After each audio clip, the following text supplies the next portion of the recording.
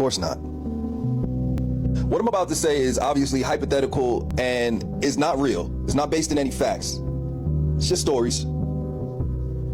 Vampires have a dangerous ability, and I call it a dangerous ability because whether or not you're bad or good, the ability tends to sway bad. It's an ability that vampires control, but they also don't control.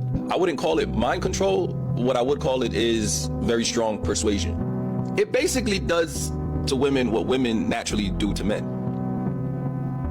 One way to use this ability is by touching a human with the sweat that comes out of their palms. Once that sweat starts to seep into a human's bloodstream, it's kind of like liquid courage, like alcohol.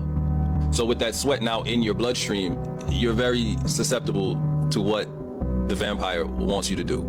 Vampires were created through magic, through witchcraft. And like everything else, it was created by a female. And I believe the female magicians, the witches who created vampires, gave vampires a power that women already have.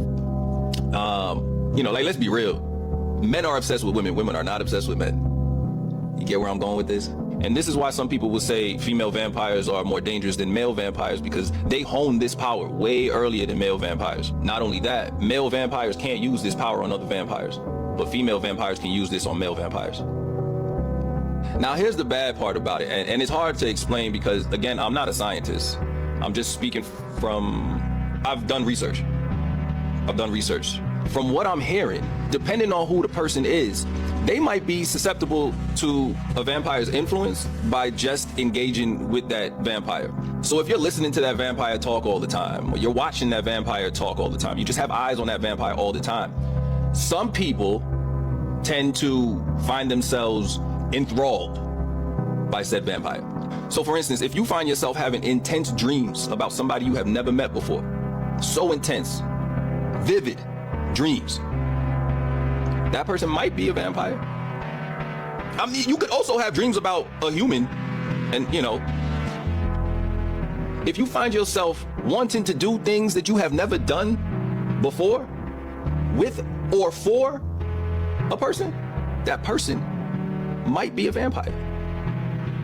And it doesn't happen a lot. Like the person that this happens to would have to be susceptible to it before they even met the vampire. I just mentioned that they're good and bad vampires. Good vampires would stay away from that person, knowing that it's not really them. It's the connection that's making them act this way. But bad vampires will absolutely take advantage of you. If you find yourself to be infatuated, enthralled, obsessed with somebody you don't know, try your best to disconnect from that person, because that person might be a vampire. This is all hypothetical though. Remember, I am a TikToker. I'm not a scientist, just a goofy guy. It's fictional.